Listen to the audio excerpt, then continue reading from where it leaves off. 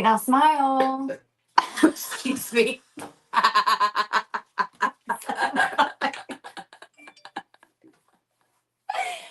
up, guys? Welcome to episode 4. We're fired immediately.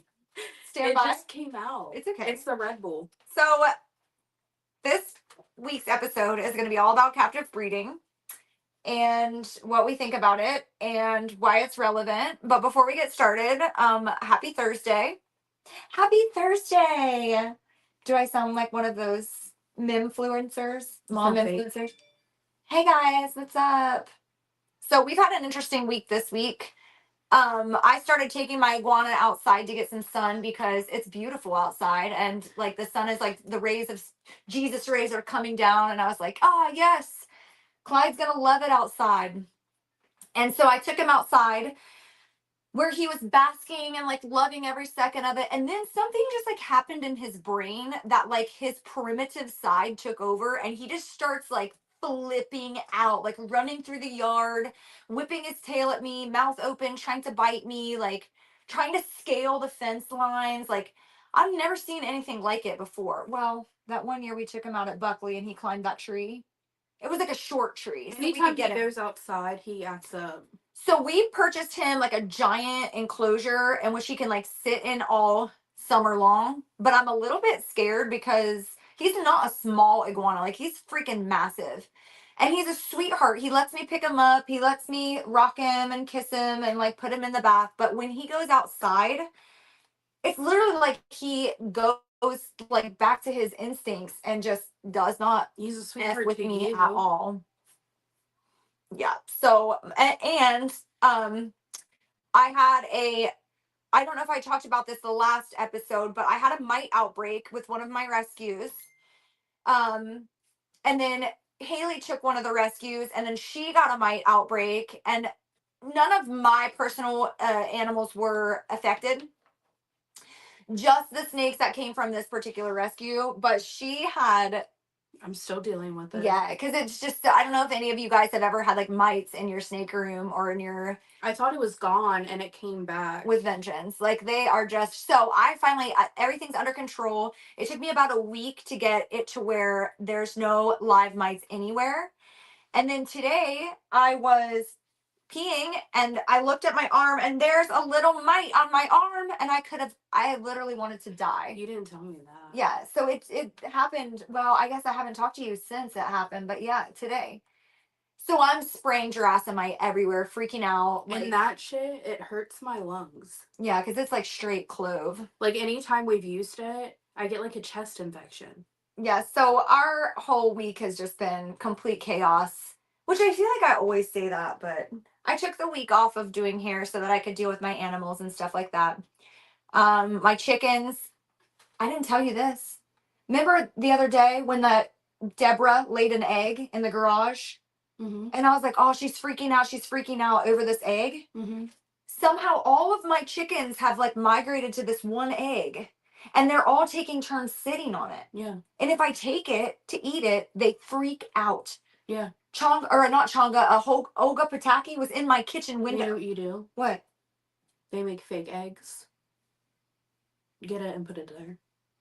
Seriously? Yeah, they make fake eggs. They're like hard, so it won't crack or anything. And when it sounded like somebody was murdering my chickens. They were like, bah, bah, bah. So I went outside and it was because I took that egg.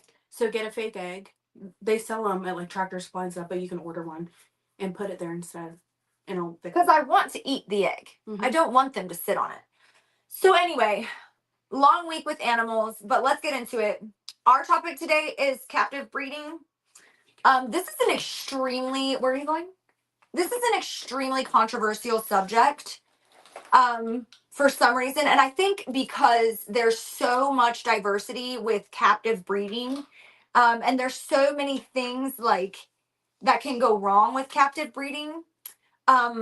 So also, guys, this is tying into next week's episode, which we will have a guest for on this specific topic, but more honing in on like animal shelters in general, which we own an animal shelter. So we thought it was really relevant to have somebody come in and kind of give their take as devil's advocate. And he's more like I don't want to say against shelters, but he's kind of got a theory on shelters.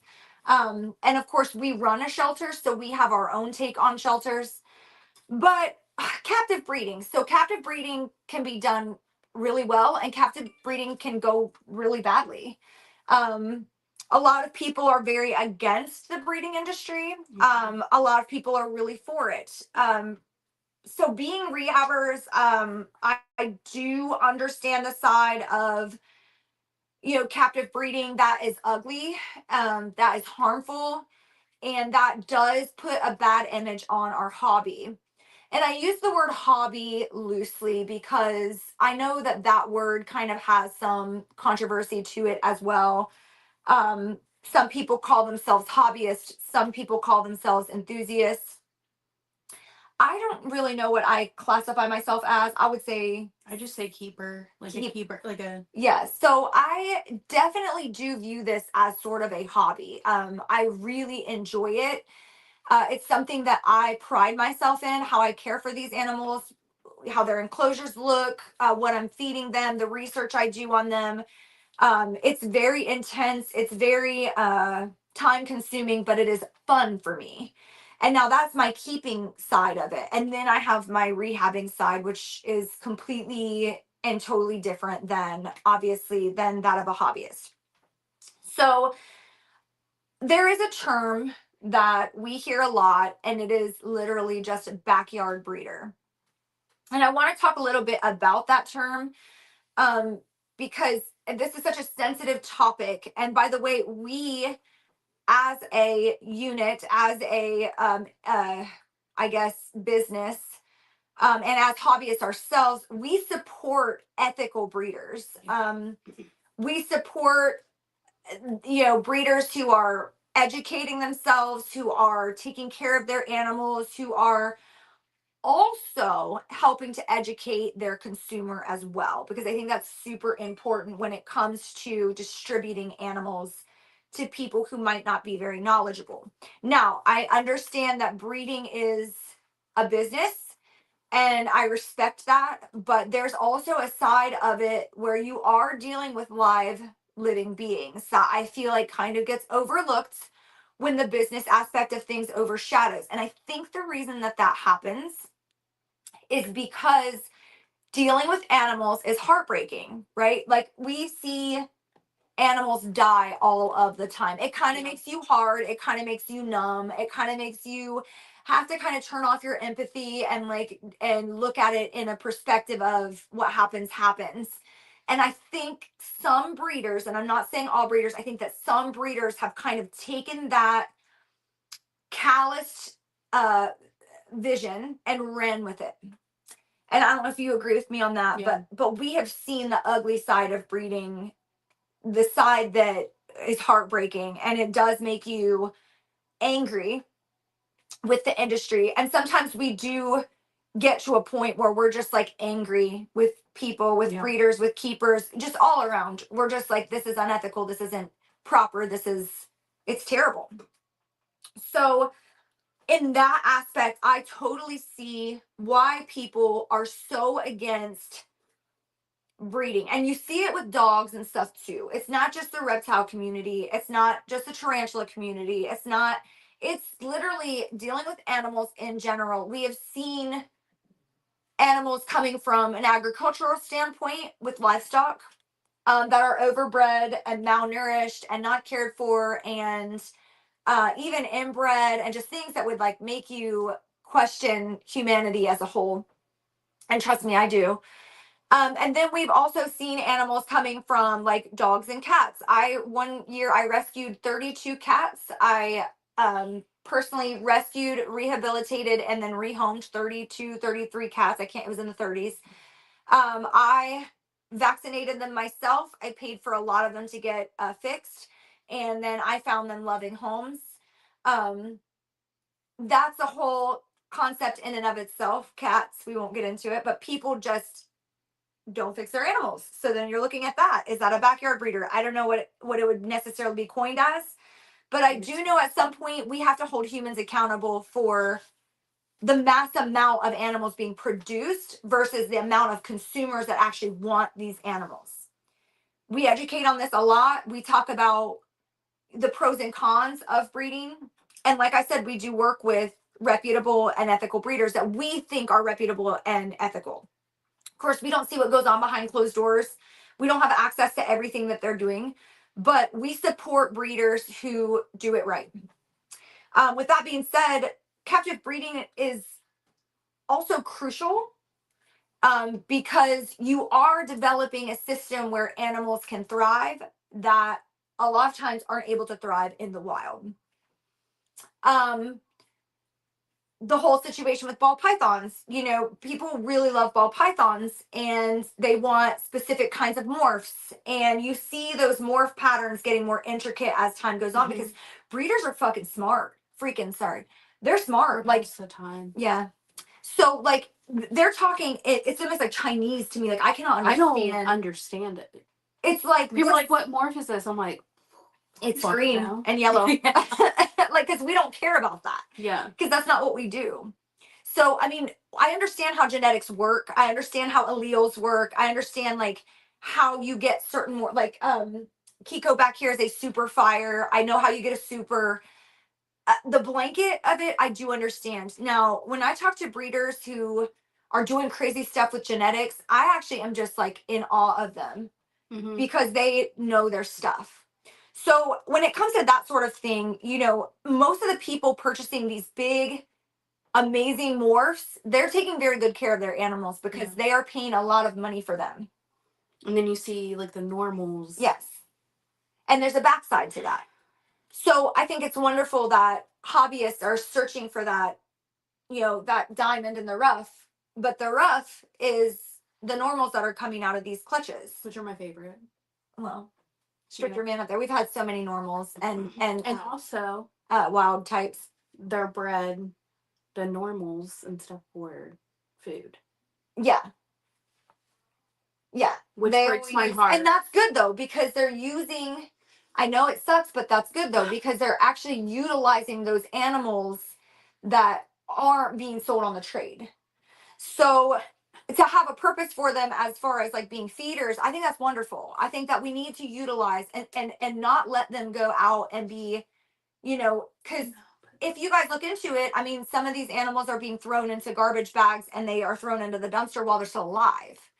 And at what point do we call out people for doing that? At what point do we call out people for not being as ethical as they can with living beings? And that's what we do as rehabbers. So with that part being said, I think that it is very crucial for the hobby to have ethical, good breeders, people who really care about the hobby, but not just about the people in the hobby, but the animals in the hobby as well. And we'll probably get some hate for this, and I'm okay with that because this is what we do, you guys. And like a lot of people on here are breeders and they're keepers, and they don't see the ugly side of it, so they can kind of turn their backs to it. But let me tell you, it is some of the hardest work I've ever done in my life. And animals, they don't have a voice, and so that's kind of like what we wanted to be for them. And some breeders refuse to breed certain genes, and then you have the other ones that purposely do it. Yeah, certain genes that are considered unethical. Yes. Yeah. So that have neurological issues. I mean, we've gotten so many, and they don't. It's hard to eat, and it's just a well. And then they're not being transparent with the consumer. Like, hey, this particular morph, this genetic coding causes this, and this. Do you still want it? But I will say, like on Morph Market, I've looked, and there's a lot of them that will say it has one small part of this, so it could possibly have this, and this down the road. Right. But then there's others that just don't, and that's the difference. And that's the difference, right? And I'm not coming at anyone in particular. I'm just saying they're do what you're doing until you know better, and then when you know better, do better. Yeah. And those are the people that we like to work with, because breeders that we work with. Thumbs up on my head. What? There was a thumbs up on my head. There was? Yeah. There's another one. Oh my God. Thank you. So breeders that we work with, they're not perfect. No. And they've done things. And but you'll hear them be like, well, in 2005 I was doing this and it actually was really bad for the animals, so we decided to do it this way. It's not that they've never done anything bad, it's that they have the capacity to learn and change so that they can grow with the hobby instead of staying back in the dinosaur ages when everything was put in a 40-gallon tank and that was sufficient.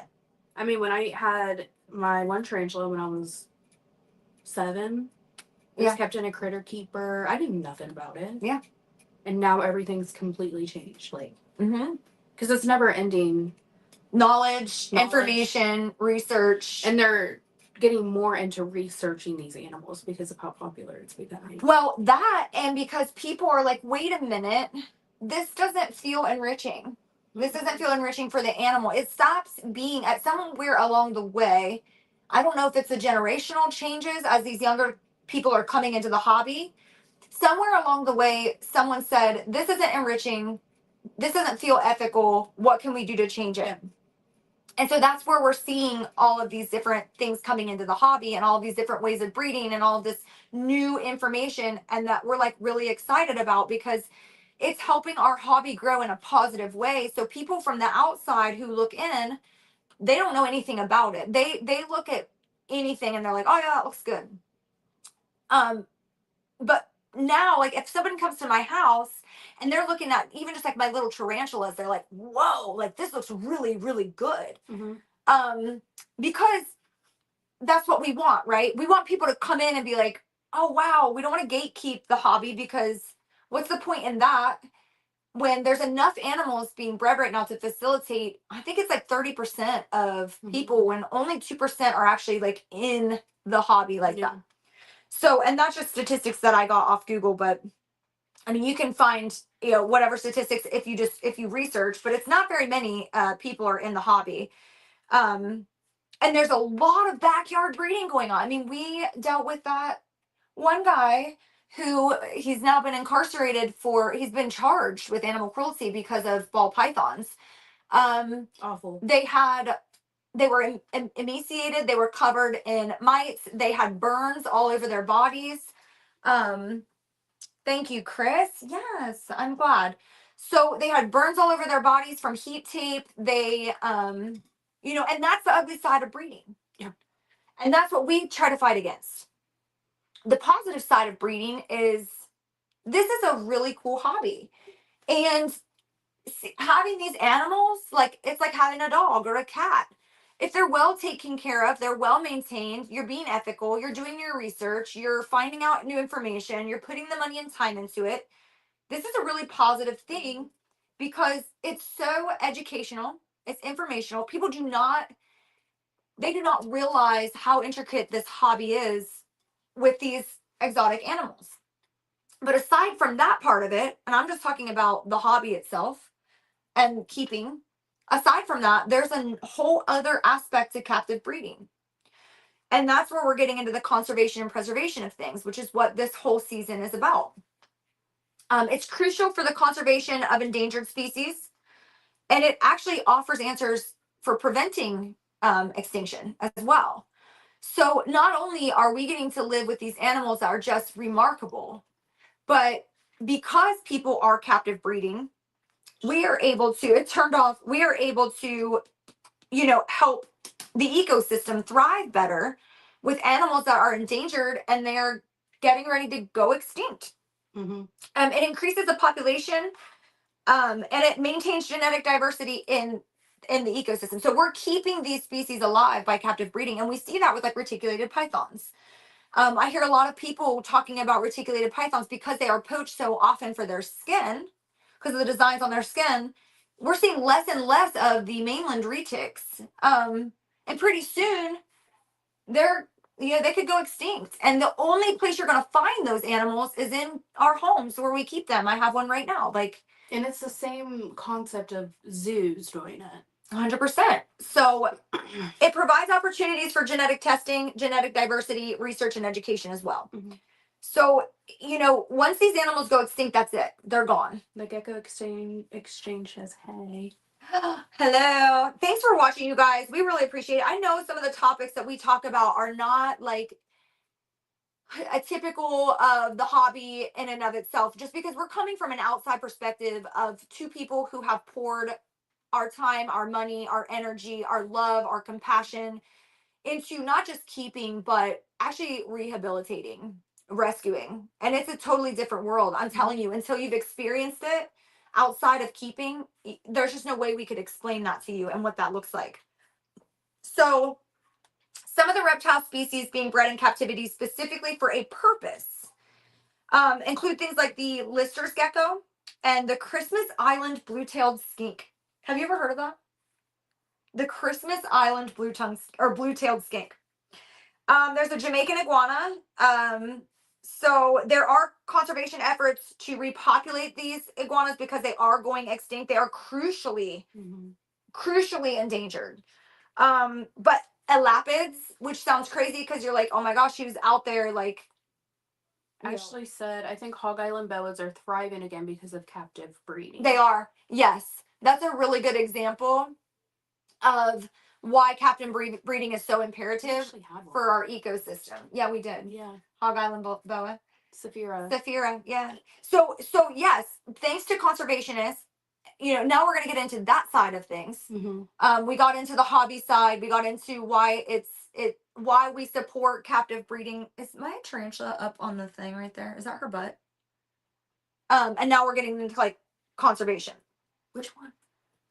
My Stromatopelma calceatum. Oh no, that's a stick. Oh, okay. I've been thinking it's her booty like weeks now. It's also, guys, my Cyriopagapus vonworthy is not feeling well. He has been in a stress curl for over a week. He won't eat.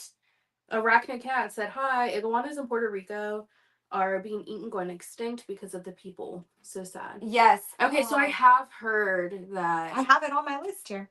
Oh, okay. Yeah. We'll wait. Well, no, I mean it's a great thing to bring up because it's exactly what we're talking about. And that's why these conservationists are coming in and they're breeding so many things in captivity, and why it is so crucial, and why it's really cool that we get to have these species. Because think about it, if you have a species like the reticulated python, I'm just using it as an example, and these animals live 30 plus years and you're breeding them in captivity and we get to keep them, but you can no longer find them in the wild. I mean, that's a remarkable thing to be able to capture. It's like literally capturing a piece of time that you'll never get back. As Jafar looks at us. Oh, I wanted to talk about the elapids that they're breeding in captivity, the western brown snake and the eastern brown snake. They're specifically facing habitat loss, and they're diminishing due to, like what she just said, human interference. The Schneider smooth-fronted caimans are going extinct. The black-headed pythons, they're captive breeding to help. I know. I love them too. I think they're so video cute. Of you holding one? Yeah, because I almost bought it, but the guy in Zanesville. But listen, this is another example of poor breeding. I was going to purchase a black-headed python. I've wanted one for a long time. It was a wonderful price on it, so I was asking all the right questions. And I happen to know a lot about black-headed pythons because I've wanted one for so long. I just can't find one in my price range that I also can vibe with the breeder. I've really got to vibe with the breeder before I purchase something. It's just how I am. Yeah. And so I'm asking this guy all kinds of questions, like why does he only have two? Where's the rest of the clutch?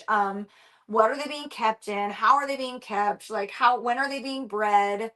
How many times have you bred your female? I'm just like asking question after question. And he is answering them all the wrong ways. Yeah, I remember that. He's like, oh, I've had several clutches die. They were too humid and then they got waterlogged and they this and they this. And I was just like, what the fuck? Then the same guy had a mangrove monitor and he had it in a 30-gallon tank. And he was like, this is her full-time home. This is what she lives in. And I was like, a mangrove monitor? Like, if you all know what a mangrove monitor is, they're highly intelligent, highly active. They require an immense amount of light. Like these for days. They're climbers, they are arboreal, they are just it is not adequate to keep these animals in a 40-gallon fish tank. That's just not. So while he's explaining these things to me, I was like, I cannot purchase this snake from him. One, I didn't want to put money in his pocket. And two, I wasn't even sure how long that snake would live after we purchased it. We did buy the mangrove monitor. I talked him way down because she was burned all over her back. Yeah, she had some gnarly burns. Yeah, because he had one of the red heat bulbs down in it. And it was inside of her enclosure, and she was just burning herself, burning. So I did purchase that because my rehabber heart was breaking, and I was like, I got to get this freaking mangrove monitor out of here. And she did get loose in our car, and she did musk everywhere. That was a whole situation, but whatever. She ended up healing from her burns, and all was well. Was he the same one that had the turtles? Yes. Yes. Yeah. Do you remember that? The albino. And anyone who's in this hobby knows the ones. You know the ones. The ones that you walk in to an expo, you look at their setup, and you're like, what the fuck are you even doing? These poor little albino turtles. Yeah, what were they? Were like in a Tupperware. They were in a Tupperware. I want to say like this deep, like what, 3 inches deep, with like just enough water to cover the bottom. There were sliders. Yeah, little albino sliders. And there was probably like 15 of them. In like a tiny little thing. In like a tiny. And he had... It was 100-watt bulb. We asked him. Yeah. He had like something just like over top of it. Like half, like just, it was like wire mesh or something. Yeah. And he had that sitting on top this far away from these turtles. They were all getting burning. Yeah. Yeah, they were all getting burned. And I can't stress the fact that they were albino with a 100-watt heat bulb literally inches from their back. I felt the water, and it was like... So Haley like moved his thing and was like, you really shouldn't have this close to these turtles. Like, you're going to boil them. As soon as I moved the light, they all came away from it. Yeah, they were trying to get away from the heat. Yeah. But that's just like, you know, and then you have breeders like Pat and our buddies who we love them so Slithering much. Oddities. Slithering Oddities. I Shout out to them. He is so great to his snakes. Yes. And he breeds Australian. Yes. Yeah. So he has like olives and things like that. But like these breeders who we just fell in love with because they are just so good and they're ethical and they're, you know, and we will always support that because we see that as that's what we want the future of this hobby to be, so that we don't run into having to salvage half dead animals. And it's not just on the breeder. No, that's where it starts. You know, it starts at that point. And knowing as a breeder, knowing like this is where it starts, knowing how important your position is as a breeder and taking that very seriously, that is the beginning stage of the hobby. Okay. And putting that emphasis on that responsibility, I think that that's important. Put that pressure on breeders. The next stage is putting the pressure on keepers. Mm-hmm. So yes, you see it all over the place. And we've now kind of migrated away from where we were going, but carpet pythons, side neck and soft shell turtles, these are all being bred in captivity to try to increase population in,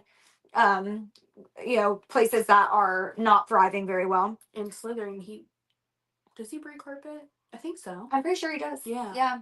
Shout out, hey. And then of course you have like people like tie-dye tarantula who were just Louie's behind us. Or no, not Louie. Brian. Louie gave me the sticker. I still have it. Yeah. Of eyes. Oh my God. I hope they watch us. Let me just. Okay, Brian. Brian is literally right on my. Oh my God. I think we need to. Can y'all see it? I think we need to. Okay, you have one in your wallet. So. Do I? We get these like breeders who were just like yes, and Louie and Brian are probably but of course they're just tarantula. They're not reptile, but their tarantulas are so like good quality. Like we have to buy a tarantula every time we go to any expo. I think. See, do you have it? Yes. You have to tell them to watch it. Should we? Yes. Shout out to Brian and Louie. You have to message her and be like, hey, you're on our podcast. Yes. Oh my God. They are. What? He's like. They are great though. Like. Yeah. She's back here popping pills. What is that? Lexapro. Take your meds. Take your meds, Kanye. Yeah. So, I am looking. I am breeding dwarf retic. Heck yes. You are? The only person I know is Reach Out. Reach Out, yeah. But I love dwarfs. Yeah. Retics are my favorite just for their curiosity. I love Like, how I can curious they think are. of just like a selective few breeders that like truly love their animals and like keepers. Yes. Like, yes. And the other things, of course, you know, in every hobby, in every business, you've got the bad seeds. yeah. And zoos too. Mhm. Some zoos aren't doing it right. Some of the really big like conservationists, there's a lot of skepticism on some of these really big wig breeders who are claiming to be all it, but there's like what we were talking about the other day. There's just controversy, you know what I mean? Because people are seeing things and they're like, oh, that doesn't feel right or that doesn't look right. And there is a way to do it, and you have to understand the species. Mm-hmm. Because if you're captive breeding a species to then put it back out into its natural habitat, but you didn't breed it for that natural habitat, and you kind of finagled its genetics a little bit, or you maybe didn't do everything according to nature, that animal is going to have failure to thrive when you actually do put it out where it's supposed to be. Yeah. So the top reptiles and amphibians that I found that are absolutely reliant on zoos breeding programs for survival. So there are animals that without zoos breeding programs, they would not survive. They'd be gone. They'd be extinct. The number one that I found were axolotls. Yeah. And it's, I could see that. it's yes for research because of their regenerative abilities. They have the ability to regenerate any body part, which is insane. So there's a lot of research being done on them, specifically cancer research. Bless you. And we lost her. I brought it down. But axolotls, they're from Mexico. And they live in, I don't know how to pronounce this. Zochimili? That looks Milka? like Elon Musk child. I don't know. I had to. I'm sorry. So they live in the surrounding wetlands of that too. They are considered critically endangered.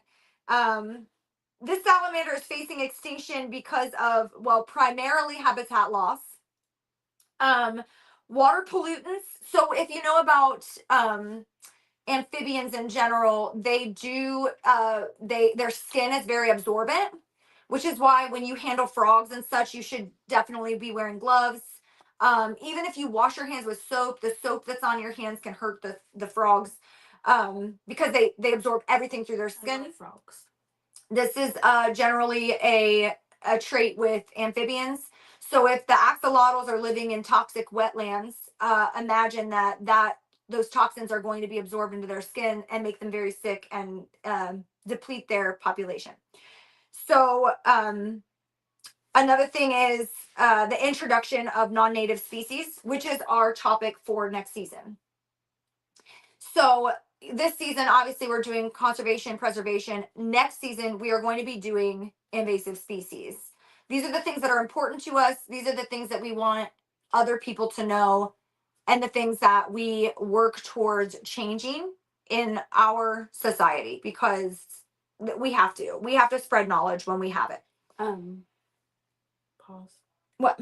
Arachnic Cat wants to know, what's the max size on a dwarf retic ballpark? Oh, Chris, max size on a dwarf retic ballpark. I need the one. I have no clue.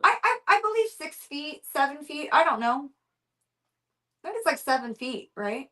Dude, I don't know. But I couldn't tell you how many grams it is. I think it's like around 7 feet. Chris will answer soon. I've never had a dwarf. And did you know that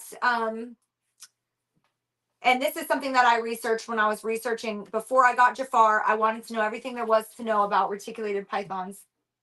So mainland reticulated pythons are really big, and they can get up to lengths of 25 feet. I think the longest female retic was 25 feet. But he said 10 to 12 feet. Okay, 10 to 12. I was not close. I was like halfway there. But the dwarfs are nature actually it is an evolutionary process that happens. Dwarf retics, actually, that is how they evolved in nature. So they are naturally dwarfed. Instead of people tampering with their genetics to create a dwarf species, nature actually did that for us. And I thought that was fascinating information there. And if you want to know more about that, research it, because I only just know the basics of it. And like I said, I researched that when I was researching what I wanted to get, because I wanted a mainland. I want the size. Of course, we do shows and stuff, so it's always like a moment when people see the giant retic. So with axolotls, water pollutants and the introduction of non-native species, which are considered invasive species. They're eating them. They're eating the prey. They are a predator. Axolotls are. So I know. Imagine calling an axolotl a predator, but What? it is technically a predator animal. Yes. To what?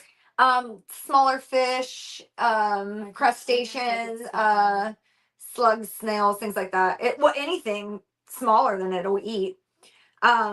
So because it's a predator, it does help to control the population of smaller fish and insects. And they're also a food source for larger predators. So they are really good for the ecosystem. Now, I don't know that they're essential to the ecosystem. I couldn't find anything that was verifying that they were essential. But they do help keep a balance in there. Yeah, I was gonna say, I'm sure they serve some. They do. They keep a balance in controlling the population of like smaller animals, and they help feed larger animals. But are they like one of those animals that are crucial? I'd say probably not. But why would we ever want to see axolotls? Are we glitching out, or is it just on my end? Are we glitching? I think it's your end. Oh my god! I'm connected to your Wi-Fi. Well, oh well. So another animal that is in danger is the Komodo dragon. Did you know that? I did know that. Which is the largest lizard in the world, and it can only be found on the island of Komodo in Indonesia. So these are a very specific Glitching lizard. out. We are? Mm-hmm. Maybe because there's too many things on the Wi-Fi. I've always had this pulled up on your Wi-Fi. Really? Yes. Hold on. Off, but... Oh, you know why? Because we usually go live at 1. And Van's probably on his video games or something. Are we still glitching? Yeah. Holy cow. Hold on.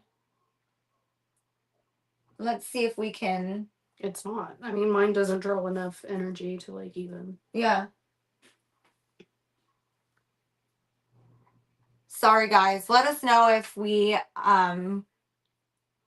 start to get any better here for you. Let's see. Quit connecting. So anyways, I feel like we might be getting better, are we? Whatever. We're just gonna hopefully wing it. So the Komodo dragon is the largest lizard in the world and can only be found on the island of Komodo in Indonesia. The reason that they're going extinct is because of climate change, which is causing rising sea levels and habitat loss, habitat destruction, agricultural expansion, and humans overhunting their food source. So literally Komodo dragons are going extinct because of humans. There is it's a place in Australia. They have a pair of Komodos that they had just like gotten in, and they're trying to breed. They're right now. They're conservationists are working very hard to repopulate them because they are such a unique animal. They are the largest lizard in the world, and we have to try to protect these animals. Yeah. So another animal is called the lemur leaf frog, and it's found in Colombia and Costa Rica. And it's critically endangered because of habitat loss, fragmentation, and the devastating effects of, it's called chytridiomycosis. So this? Yes. That is literally like the most common. Yeah. Yes, that's it. That's the one. So chytridiomycosis is a fungal disease, and it is affecting a lot of amphibians. And it is, so I believe this disease was found in 1930, and it started showing up in 1930. You can Google this to make sure I'm right, in Africa. I wrote it down, but I'm not 100% sure that that's correct. Chytridiomycosis. Chytridiomycosis. Anyway, so this particular fungus is really devastating for amphibians, and a lot of frogs are being affected by it. Like the mountain chicken frog. The mountain chicken. Who comes up with these? Hold on, because it gets better. The mountain chicken frog is known to be a mountain chicken frog because it tastes like chicken. All frogs taste like chicken. No, this one specifically tastes exactly like chicken. That's So they call it the mountain chicken frog. But yeah, that's why they named it that. But this frog can weigh up to 2.5 pounds. Did you read this wrong? What? It's responsible for the decline or extinction of over 200 amphibian species. Yes, it's bad. It's like a really bad fungus infection. So, and I think it was original. What happens? I think it originated in Africa. Okay, well, fuck you too then. We're going to be in the dark. So anyway, these animals are rapidly going extinct without the conservationists of like in zoos and like the breeding and like these larger capacities with people who are trying to preserve the ecosystem. These animals would already like be pretty much done for. So Cryptosporidium is another disease in reptiles happening. Yeah, I've heard of that. Yeah. I should have put that in there too. I forgot about that actually. Mm-hmm. So that's one reason why, we're pushing for people to recognize what captive breeding is doing for our ecosystem. Another thing that is really big in captive bred animals is the research done on elapid's venom. Yeah. Because it's being used for all kinds of medicine. Mm-hmm. So drugs derived from elapid's venom is like catapril. Have you heard of that? Tyrophibin. Catapril. Yeah, tyrophibin, eptifibatide, and ziconotide. I don't know. I've heard of Captipril, but I'm not the. So all of these medicines, though, are being created for human consumption because of captive breeding these elapids and studying their venom and using their venom for medical purposes. So where I stand. That's why I know it. Why? It's the heart failure medication. Yes. Yeah. Yes. It says that the let me see. Did I write it down? No, I didn't.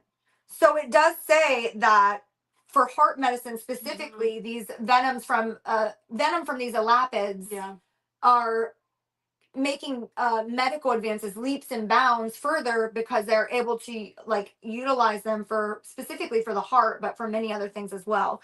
So my standpoint on captive breeding is obviously it depends on how it's done, and it depends on what it's for, and it depends on, again, just how breeders are treating their responsibility as a breeder. I mean, I just did the whole thing about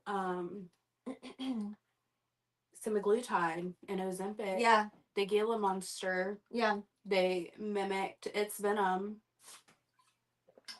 that is used in semaglutide compound. Yeah. And their lives are being changed by these medications. Yeah. And they did the research specifically to follow their metabolism and the whole thing. Like there was a whole breakdown of it. But a lot of people don't know that, but it's responsible for how we have that. But even in the name of medicine, and I'm just going to say this because this is what I believe, I still think we should do it ethically. Yeah. So I get that we have to use animals to excel, to advance, to whatever. Mm-hmm. And I know that's never going to go away. But I still think that there's a way to do it ethically. Mm-hmm. And I think it's really unfair that we don't think about. All I'm going to say is, the last thing I'm going to say, because we are out of time, the last thing I'm going to say is I would hate to have happen to me what we do to animals. Yeah. In the name of science, in the name of medicine, and in the name of a hobby. And I think as long as you keep that in mind and you're trying to do better and learn and create a healthy hobby, a healthy, I guess, what do we even call it? A healthy topic of captive breeding, then I think that it's a positive thing. If we're not, then I have to say that I don't support it. So I don't know where you stand, but that's where I stand. So let's see. So we're at 46 minutes. I blabbed most of the time because in Hayley's defense, I gave her the wrong topic this week by accident. Sorry. I stayed up until 3 a.m. doing my research. Yeah. And I did this research in like 45 minutes because I was like, shit, we got to have something. I thought we were doing a different topic. It's fine. I was on the wrong season. So next week we will have a guest. Devin Patterson is coming. He's going to sit with us and he's going to talk to us about animal shelters. He is a dog trainer. He's a veteran and he works with police dogs and he works with all kinds of different breeds of dogs. So he has a very specific take on shelters and how they're ran, etc. So next week we are still going to be on this topic of like captive breeding versus and versus animal shelters and things like that. But it's going to be more in the mammal trade. So please tune in for that. We'll be here next week, next Thursday at 1 p.m. our time, Eastern time. Yes. So I think it's 12 o'clock for Pacific Standard. Whatever. It's 1 o'clock Eastern. So we will see you guys then. And thank you so much for watching and supporting us. Hopefully we're not boring you all. Again. Oh no. Okay. Well. Okay, bye. Okay, bye.